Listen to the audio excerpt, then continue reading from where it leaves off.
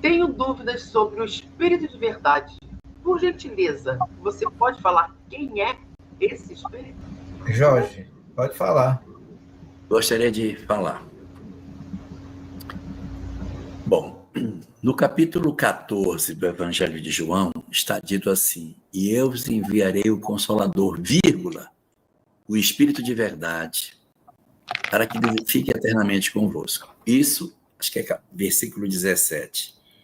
Mas diz, o Consolador, vírgula, o Espírito Santo. Então, é aquela coisa. Lá em cima, ele chamou o Espírito de verdade de o Consolador de Espírito de verdade. E lá embaixo, ele chamou o Consolador de Espírito Santo. Então, existe uma propriedade na matemática chamada transitividade. Essa propriedade diz assim, se A é igual a B e B é igual a C, A é igual a C. Então, se o Consolador é o Espírito de verdade, o Consolador é o Espírito Santo, então o Espírito de verdade é o Espírito Santo. O Espírito de verdade é o Espírito Santo. Então, quando você pergunta quem é o Espírito de verdade, eu vou lhe dizer, o Espírito de verdade é o Espírito Santo. Quem é o Espírito Santo? Então, aí você vem aqui nesta obra, estava esperando você pedir ela, chamada O Espírito da Verdade. Repare que aqui é da, não é de. O Espírito da Verdade, você vai abrir no capítulo 8. Aqui existe um capítulo chamado A Rigor, tá vendo? Leia o que está escrito do que é Espírito Santo. Falange dos emissários da providência que superintende os grandes movimentos da humanidade na Terra e no plano espiritual.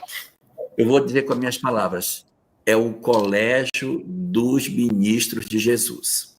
Esse é o Espírito já santificado, que tem tanta identidade com o pensamento do Cristo que podem falar em seu nome como embaixadores dele. O Espírito Santo não é um indivíduo, mas é uma coletividade, é uma falange, é uma pleiade de espíritos tão elevados que seu pensamento se mistura com o do próprio Cristo, são seus auxiliares diretos na organização do orbe e, portanto, autorizados a falar em nome dele.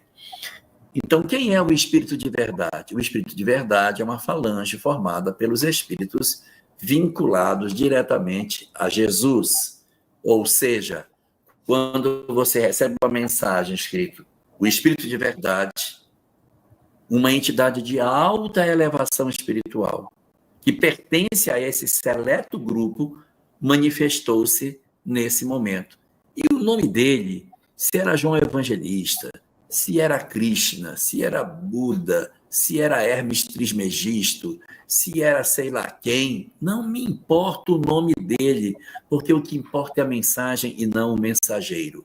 Mas é, na verdade, espíritos altamente identificados. Se vocês pegarem o livro dos médiuns, não estou com o livro dos médiuns aqui, que essa me desceu com ele, eu só tenho um.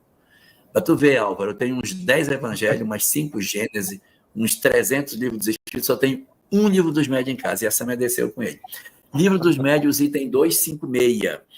Você vai encontrar lá, logo no começo desse item do livro dos médiuns, é o seguinte: quanto mais o espírito evolui, mais difícil é saber quem é o autor da mensagem. Quando você tem o espírito básico, aí você diz, isso aqui é do João, porque ele que falava isso, ele que falava mesmo. Então, tá, ele que tinha esse jeito.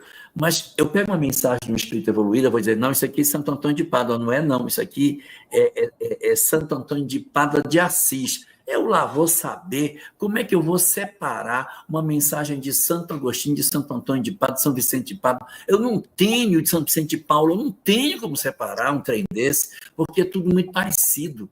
Então, à medida que os espíritos evoluem, Kardec diz lá, não diz desse jeito, que ele é mineiro, para dizer que é um trem de doido, mas à medida que os espíritos vão evoluindo, vai havendo uma identidade das linguagens, torna difícil identificar quem é. Mas eles mesmos não estão interessados. E lá nesse texto diz o seguinte, às vezes espíritos muito evoluídos usam nomes que nunca tiveram para serem identificados por vocês, porque grande parte dos espíritos superiores do planeta Você não sabe o nome. Então ele pega um nome conhecido, porque ele não está preocupado com o nome dele. Pensa na quantidade de espírito elevadíssimo que você nunca ouviu falar e que pode dar uma comunicação. Aí ele diz lá, meu nome, bota aí, que foi o... E aí ele bota o nome. E aí lá ainda diz o seguinte, existem falanges que se identificam com o nome. Está dito no item 256, falanges que se apresentam com o mesmo nome. Então, você soma todo esse negócio aí, soma tudo isso, bate no liquidificador e vai entender o Espírito de verdade. E só para concluir, tem uma mensagem no Evangelho segundo o Espiritismo, capítulo 6, que começa assim, vem como outrora aos transviados de Israel, tererei, tererei, está assinado o Espírito de verdade. Se você for no Livro dos Médiuns, capítulo 31, dissertação número 11, você vai encontrar essa mesma mensagem, exatamente a mesma, assinada por... Kardec não põe o nome, diz, eu não coloquei o nome, porque o nome era muito elevado e eu preferi omitir o nome, mas o nome que estava assinado no papel era Jesus de Nazaré.